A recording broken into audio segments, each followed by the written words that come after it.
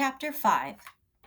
My nagging got the better of Jem eventually, as I knew it would, and to my relief, we slowed down the game for a while. He still maintained, however, that Atticus hadn't said we couldn't, therefore we could, and if Atticus ever said we couldn't, Jem had thought of a way around it. He would simply change the names of the characters, and then we couldn't be accused of playing anything. Dill was in hearty agreement with this plan of action. Dill was becoming something of a trial anyway, following Jem about. He had asked me earlier in the summer to marry him, then he promptly forgot about it. He staked me out, marked as his property, said I was the only girl he would ever love, then he neglected me. I beat him up twice, but it did no good. He only grew closer to Jem. They spent days together in the treehouse, plotting and planning, calling me only when they needed a third party, but I kept aloof from their more foolhardy schemes for a while, and on pain of being called a girl, I spent most of the remaining twilights that summer sitting with Miss Maudie Atkinson on her front porch. Jem and I had always enjoyed the free run of Miss Maudie's yard if we kept out of her azaleas, but our contact with her was not clearly defined. Until Jem and Dill excluded me from their plans, she was only another lady in the neighborhood, but a relatively benign presence. Our tacit treaty with Miss Maudie was that we could play on her lawn, eat her scuppernongs if we didn't jump on the arbor, and explore her vast back lot, terms so generous we seldom spoke to her. So careful were we to preserve the delicate balance of our relationship. But Jem and Dill drove me closer to her with their behavior. Miss Maudie hated her house. Time spent indoors was time wasted. She was a widow, a chameleon lady who worked in her flower beds in an old straw hat and men's coveralls. But after her 5 o'clock bath, she would appear on the porch and reign over the street in magisterial beauty. She loved everything that grew in God's earth, even the weeds. With one exception. If she found a blade of nutgrass in her yard, it was like the Second Battle of the Marne. She swooped down upon it with a tin tub and subjected it to blasts from beneath with a poisonous substance she said was so powerful it'd kill us all if we didn't stand out of the way. Why can't you just pull it up? I asked after witnessing a prolonged campaign against a blade not 3 inches high. Pull it up, child, pull it up. She picked up the limp sprout and squeezed her thumb up its tiny stalk. Microscopic grains oozed out. Why, one sprig of nutgrass can ruin a whole yard. Look here. When it comes fall, this dries up and the wind blows it all over Macomb County. Miss Maudie's face likened such an occurrence unto an Old Testament pestilence. Her speech was crisp for a Macomb County inhabitant. She called us by all our names, and when she grinned, she revealed 2 minute gold prongs clipped to her eye teeth. When I admired them and hoped I would have some eventually, she said, Look here. With a click of her tongue, she thrust out her bridge work, a gesture of cordiality that cemented our friendship. Miss Maudie's benevolence extended to Jem and Dill. Whenever they paused in their pursuits, we reaped the benefits of a talent Miss Maudie had hitherto kept hidden from us. She made the best cakes in the neighborhood. When she was admitted into our confidence, every time she baked, she made a big cake and 3 little ones, and she would call across the street, Jem Finch, Scout Finch, Charles Baker Harris, come here. Our promptness was always rewarded. In summertime, twilights are long and peaceful. Often as not, Miss Maudie and I would sit silently on her porch, watching the sky go from yellow to pink as the sun went down, watching flights of martins sweep low over the neighborhood and disappear behind the schoolhouse rooftops. Miss Maudie, I said one evening, do you think Boo Radley's still alive? His name's Arthur, and he's alive, she said. She was rocking slowly in her big oak chair. Do you smell my mimosa? It's like angel's breath this evening. Yes'm. How do you know? Know what, child? That Mr. Arthur's still alive. What a morbid question, but I suppose it's a morbid subject. I know he's alive, Jean Louise, because I haven't seen him carried out yet. Maybe he died and they stuffed him up the chimney? Where'd you get such a notion? That's what Jem said he thought they did. Getting more like Jack Finch every day. Miss Maudie had known Uncle Jack Finch, Atticus's brother, since they were children. Nearly the same age, they had grown up together at Finch's Landing. Miss Maudie was the daughter of a neighboring landowner, Dr. Frank Buford. Dr. Buford's profession was medicine, and his obsession was anything that grew in the ground, so he stayed poor. Uncle Jack Finch confined his passion for digging to his window boxes in Nashville and stayed rich. We saw Uncle Jack every Christmas, and every Christmas he yelled across the street for Miss Maudie to come marry him. Miss Maudie would yell back, Call a little louder, Jack Finch, and they'll hear you at the post office. I haven't heard you yet. Jem and I thought this a strange way to ask for a lady's hand in marriage, but then Uncle Jack was rather strange. He said he was trying to get Miss Maudie's goat, that he'd been trying unsuccessfully for 40 years, that he was the last person in the world Miss Maudie would think about marrying, but the first person she thought about teasing. And the best defense to her was spirited offense, all of which we understood clearly. Arthur Radley just stays in the house, that's all, said Miss Maudie. Wouldn't you stay in the house if you didn't want to come out? Yes'm, but I'd want to come out. Why doesn't he? Miss Maudie's eyes narrowed. You know that story as well as I do. I never heard why, though. Nobody ever told me why. Miss Maudie settled her bridge work. You know old Mr. Radley was a foot-washing Baptist. That's what you are, ain't it? My shell's not that hard, child. I'm just a Baptist. Don't y'all believe in foot-washing? We do, at home in the bathtub. But we can't have communion with you all. Apparently deciding that it was easier to define primitive baptistry than closed communion, Miss Maudie said, Foot washers believe anything that's pleasure is a sin. Did you know some of 'em come out of the woods one Saturday and passed by this place and told me and my flowers were going to hell? Your flowers, too? Yes, ma'am. They'd burn right with me. They thought I spent too much time in God's outdoors and not enough time inside the house reading the Bible. My confidence in pulpit gospel lessened at the vision of Miss Maudie stewing forever in various Protestant hells. True enough, she had an acid tongue in her head, and she did not go about the neighborhood doing good, as did Miss Stephanie Crawford.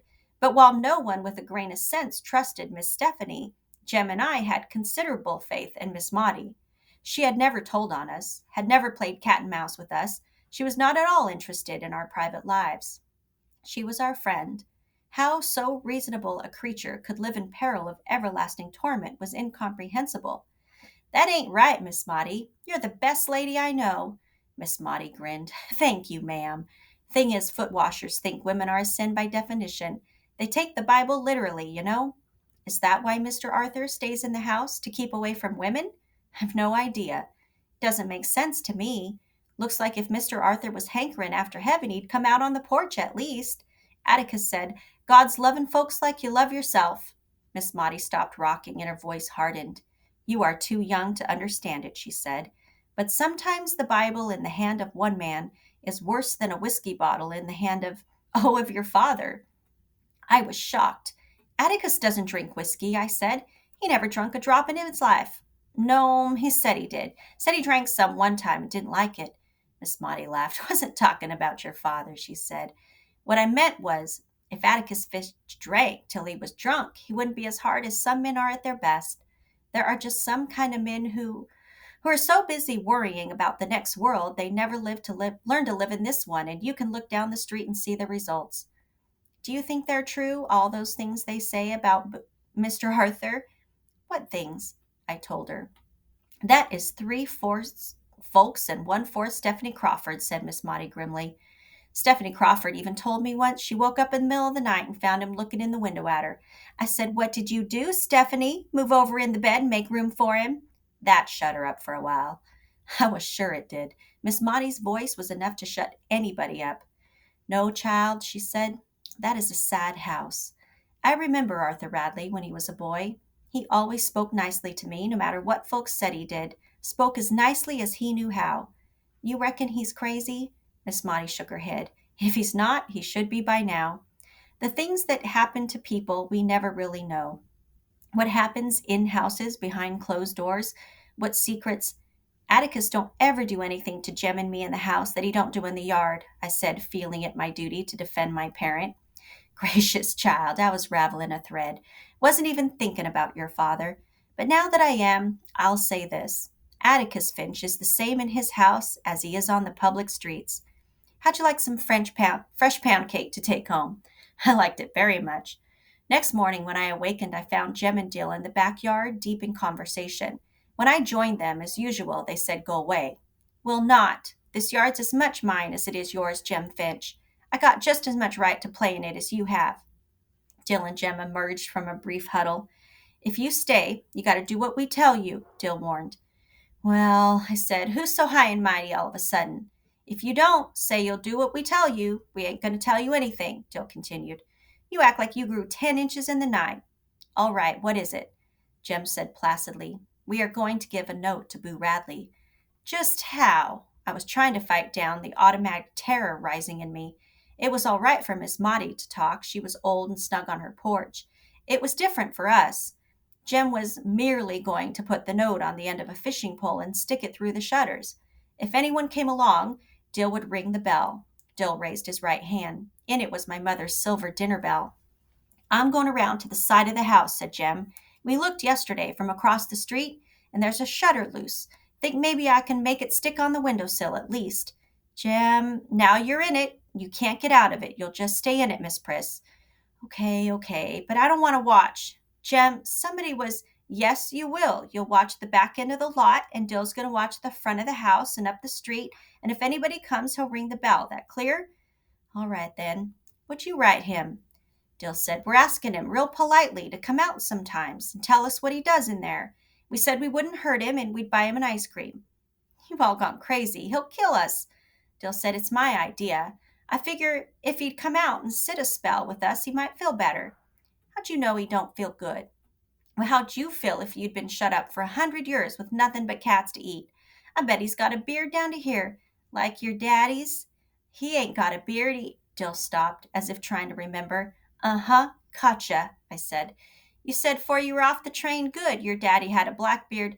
If it's all the same to you, he shaved it off last summer. Yeah, and I got the letter to prove it. He sent me $2, too. Keep on. I reckon he even sent you a mounted police uniform. That never showed up, did it? You just keep on telling him, son. Dill Harris could tell the biggest ones I ever heard. Among other things, he had been up in a mail plane 17 times. He had been to Nova Scotia. He had seen an elephant. And his granddaddy was a brigadier general, Joe Wheeler, and left him his sword. You all hush, said Jem. He scuttled beneath the house and came out with a yellow bamboo pole. Reckon this is long enough to reach from the sidewalk? Anybody who's brave enough to go up and touch the house hadn't ought to use a fishing pole, I said. Why don't you just knock the front door down? This is different, said Jem. How many times do I have to tell you that?